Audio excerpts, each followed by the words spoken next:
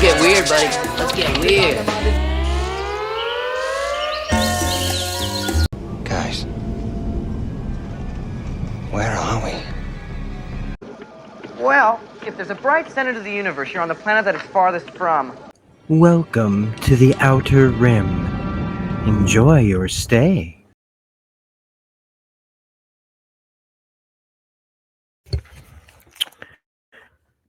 All right. Hey, everybody. Welcome back to the channel. This is Rob here at Smirking Gun, and we're back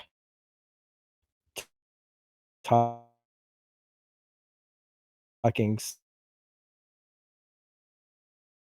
Severance January 17th as it comes out, the week it comes out. Not sure which day of that week we'll be doing it. So we're catching.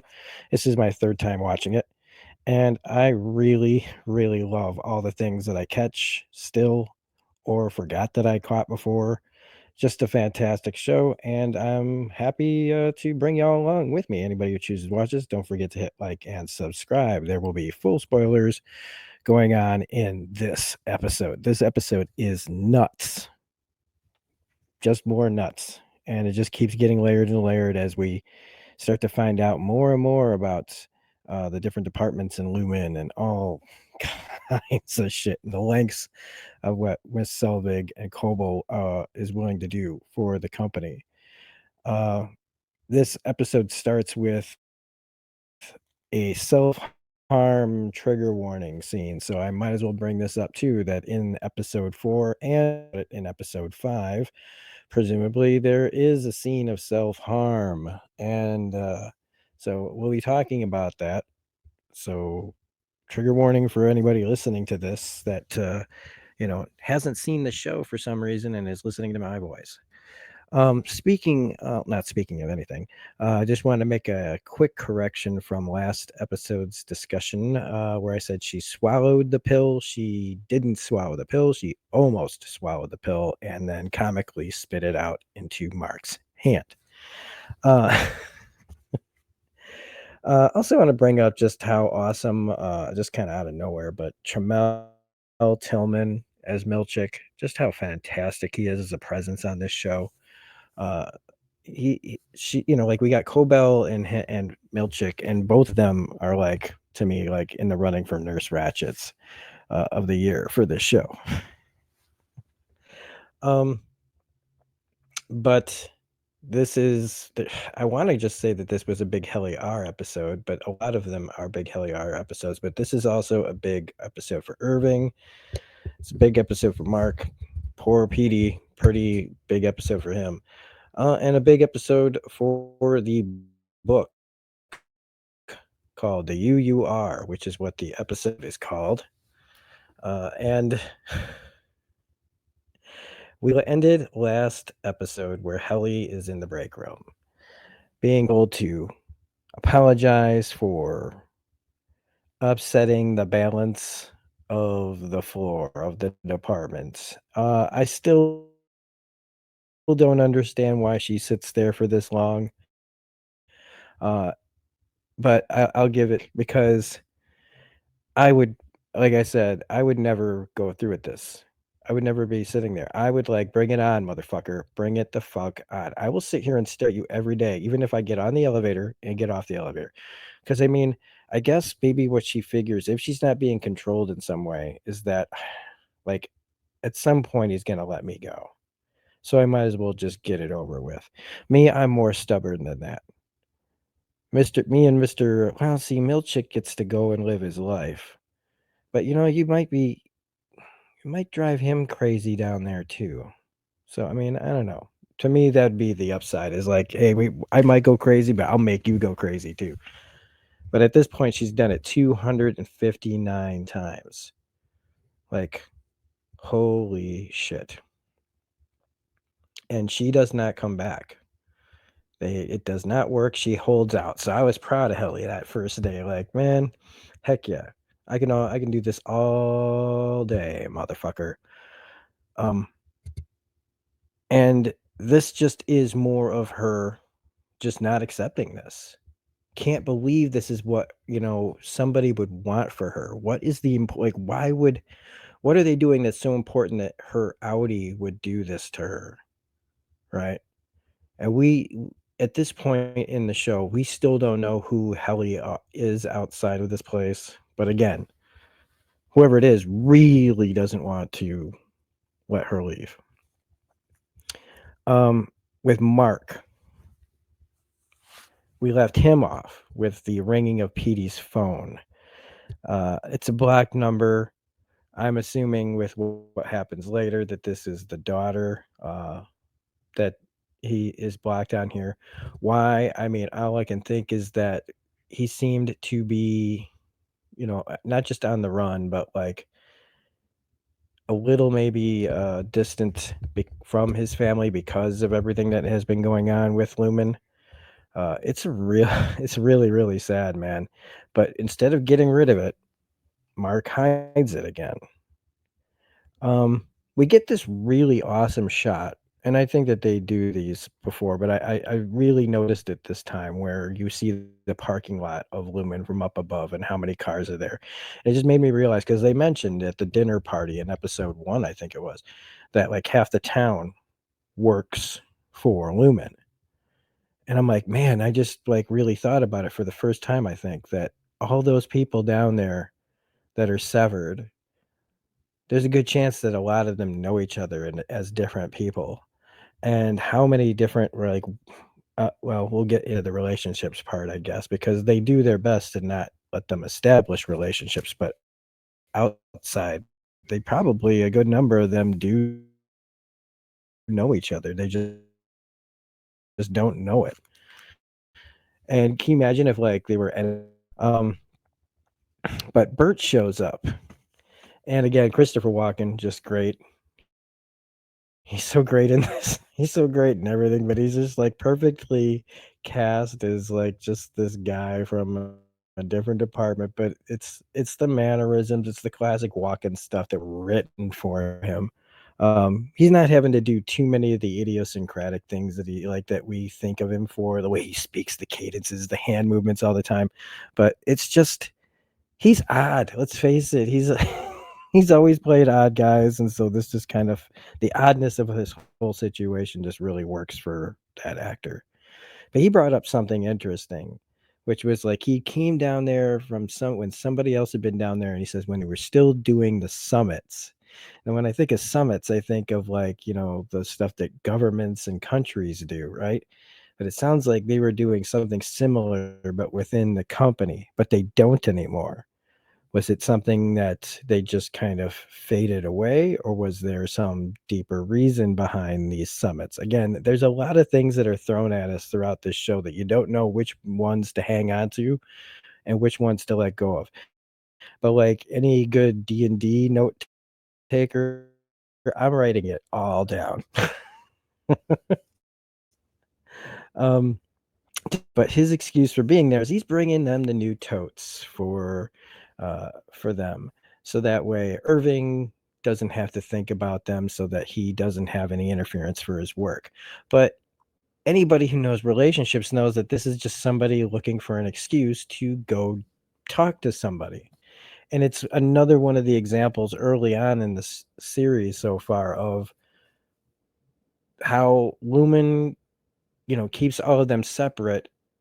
And you could say, like, think about like efficiency in the workplace. So not only do these people have only work on their minds, but if they don't have other people on their minds, right, then even more work gets done. And that could explain a lot of like how they make the groups down there, because you put the four of those people together and with Mark, Helly, Dylan, and Irving, they're all so weird that like they don't really they actually do get along together. They have formed like their own bond, but it's so strong that like they've tribed up, which is what happens. What we have out here in the regular world is we're all tribed up, big tribes, little tribes, mostly like little tribes, really.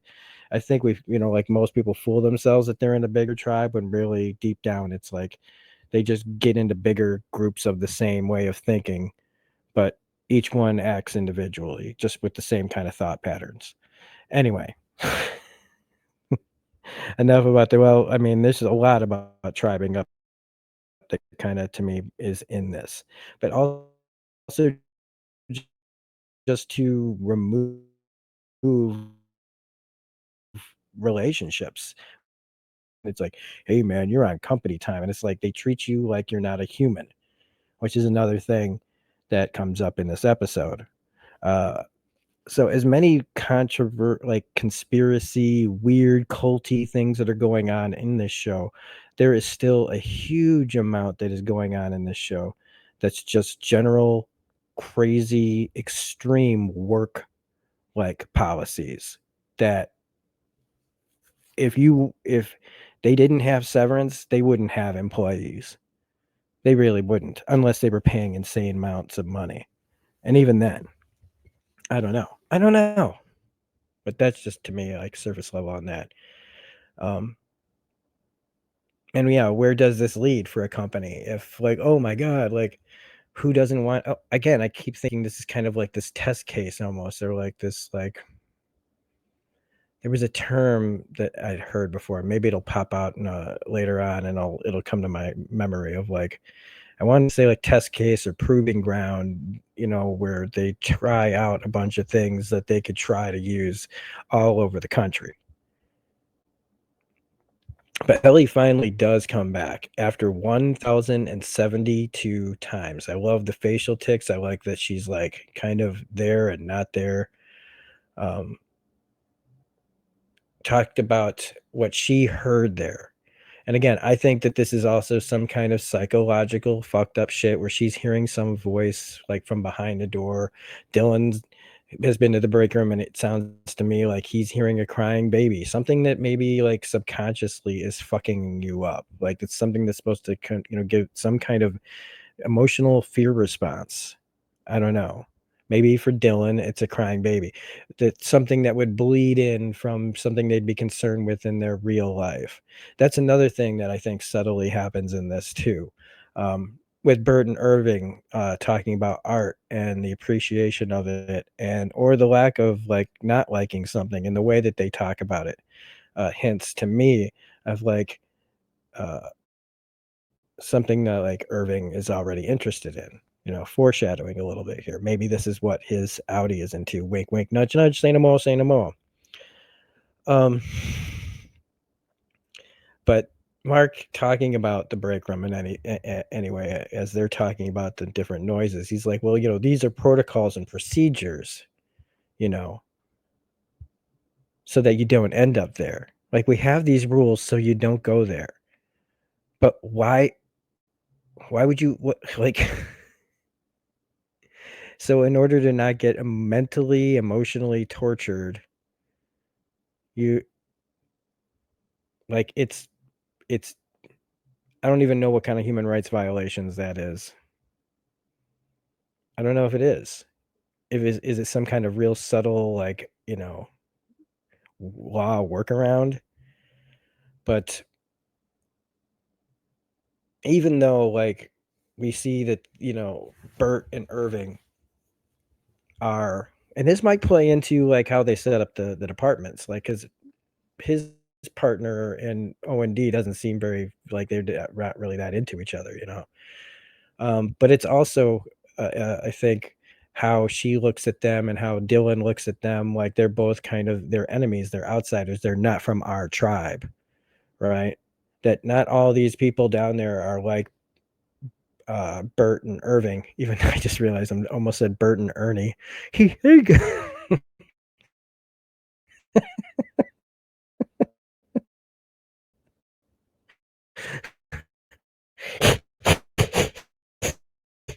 Ah, Ducky. Sorry. Uh, the Cliff Toons' style. Whoa, Toons' snow. Let's get back on the road. But not all of these people are ready for friendships and relationships, but it's showing that it is something that happens like in every kind of group like this, like in real life. We are social creatures. We look for it. And suddenly when they found it, like Irving and Bert meet each other, we start to see the beginnings of like, what's really the things that are missing, and the things that are right. Like they touch hands, right?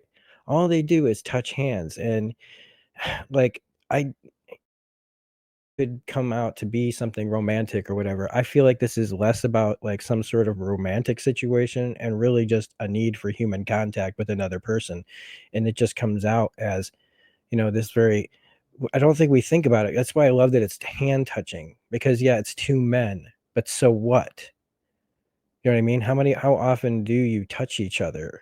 Do you know what I mean? How often do you get a touch from someone else that's not like your husband, girlfriend, mother, father, blah, blah, blah? And how you'd go searching for that.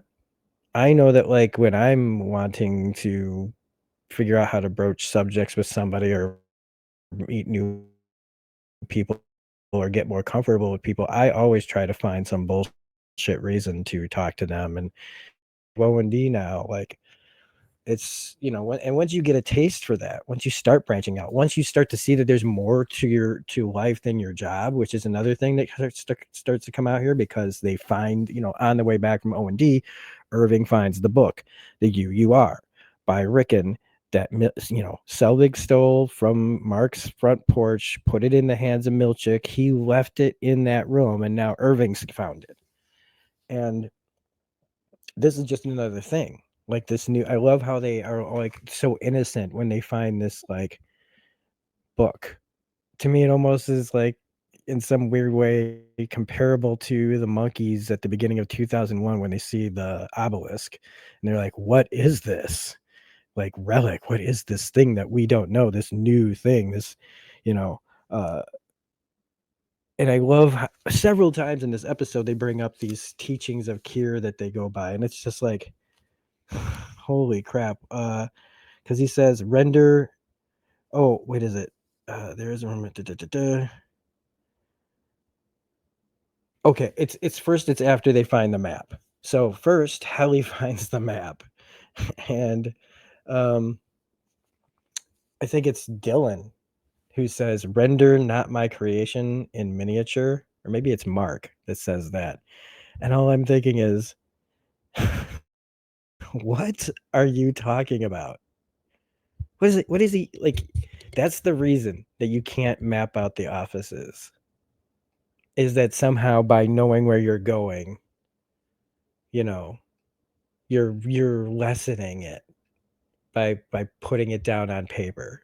Like, what are you talking about? I don't want anybody to know where they're going, though. I want you to, again, trust only me. That is Colty McCulty Coulterson. And there's part of like how Mark sounds in this part that really reminded me of a lot of Jehovah's Witness speak.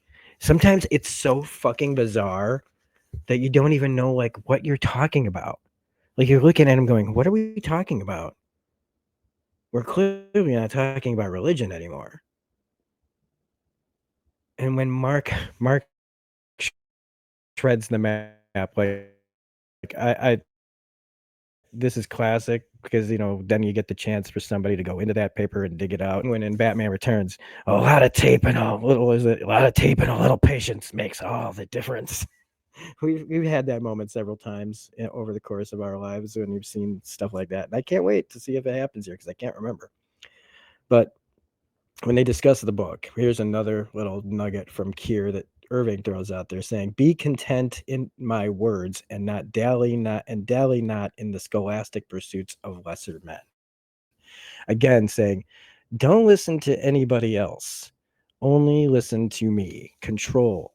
Only listen to me. And it's like, you can interpret that a few ways, maybe the way he's written this, but it pretty much comes out to that. Them freaking out. I mean, this is just their job, but they've created this whole fucked up, crazy universe where this is their world and they're all ruled by this one guy. And I mean, holy crap. Like, is this how society started? Religion and control right from this outset is that one motherfucker decided to like throw a bunch of words out there and everybody went, okay, that sounds reasonable. Um, remember the spicy candy? Helly, though, she brings it up a notch. She brings it up a notch. She finds the blade. I can't remember what those are called. They're in school everywhere. The blade cutters, the paper cutters. Who? Why did they have those? As I guess we'd probably be hearing about who knows what. But I gotta give, this is awesome. I mean, she goes busting into Cobell's office. I'm gonna cut my fingers off if you don't give me a camera. And even though it's like, even I'm like, she's upping the ante. And the purpose of this upping the ante is so that the devastating no that shouldn't be a no is about to happen. And it makes it more devastating. It makes Heliar more desperate. But I love all of this. And I love Patricia Arquette's reaction. Like, you think I'm fucking around? And she's, no, I do not think you're fucking. Like, she's so great. But even when she says, like, right after that, Mark comes in and she's like, hi, Mark. Like, fucking almost like dude in the freaking whatever that shit, not the Disaster Artist. What is that movie called? The Room. Or, yeah, The Room. Like, hi, Mark. Except somehow making it sound like she says it like the whole situation is somehow Mark's fault that she's standing there with the blade, ready to cut her fingers off. But they give in, and Helly records her thing, and I'm sure that it is like one of the most heartfelt pleas to decency. Like, she's basically saying, I don't mind that I don't exist. I'm going to die. Basically, I'm going to be, just be erased. But I'm fine with that rather than what you're.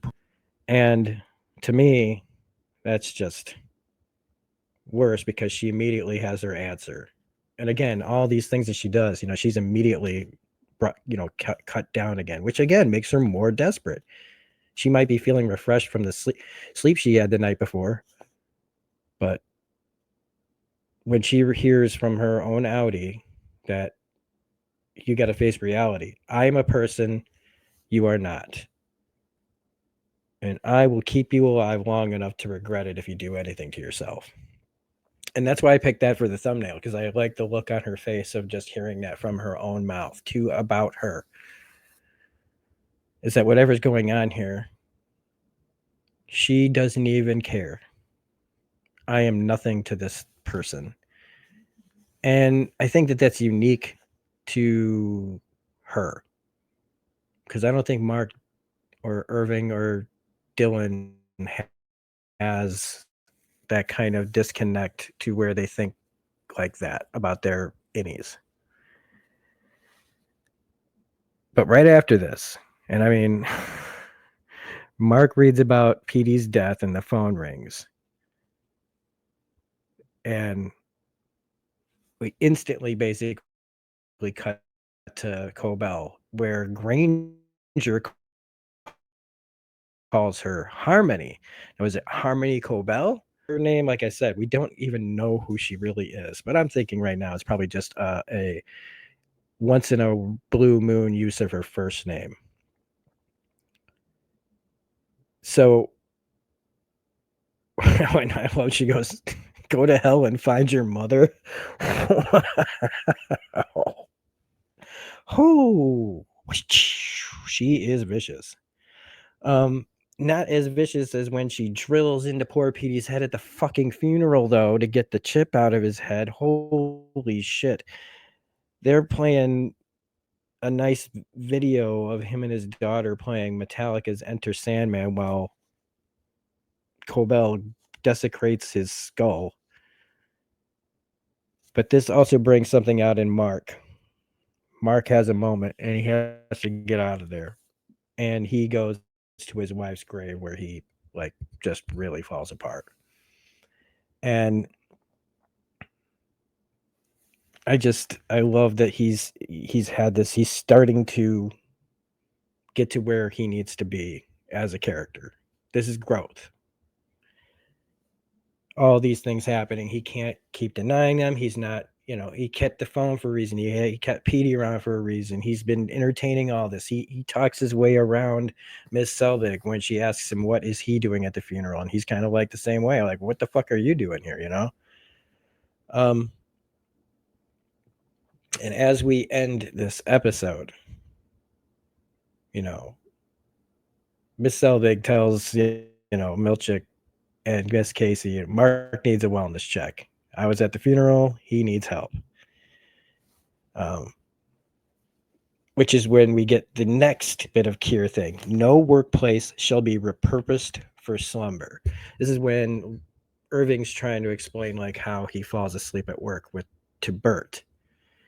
And he's just like, come on, man. Like, you're being way too hard on yourself, man. It's just a nap. But like, that's, you got time to lean, you got time to clean, work time over your time. But they have no their time. They just have melon parties and shit. We find out that Mark is reading the book. And this is what's funny about it is this is like a book from a hack. Mark knows this guy. He says to his sister in this episode when he's like, they're talking about a birthing center or whatever, like how to bring your child into the world and all this pretentious shit. And I mean, it's, whatever. You into that, fine. You know what I'm saying? Like, if you're into that, fine. I don't have kids. I don't have to make these decisions. You know what I mean? If I was going to have a kid, would I want birthed in the best place possible? I don't know. Are they? Or are they just hippie mumbo jumbo? I don't know. But what I'm saying is he's a hacky kind of common sense writer. He's not writing things that are really, he thinks he sounds smarter than he does. It's like Inception, right? It's a really fun movie, but it's really not as deep as everybody wants to make it, like it's interesting. It's one of those movies that makes you think you're way smarter than you are. It's just really fucking entertaining and unique. That's why you're not used to something that fucking anyway. He reads that your job needs you, not the other way around. And that's just, no duh. But to Mark and the rest of these people that are going to read it, it's going to read like, the most absolute, I never thought of that. Holy, the mind, the blowing your mind off, and Dylan, I mean, he starts reading it too after he's like, I knew it was there. But like, he didn't, he starts reading it too. Right.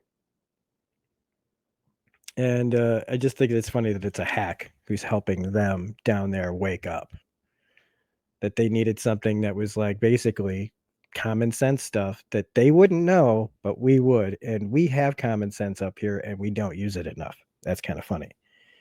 But as we end on the big moment and we don't know what happens, Helly casually walks out from Dylan, says, I'll see you soon. She's got an electric cord with her. And at the same time, Irving finds out that O&D is not just two people.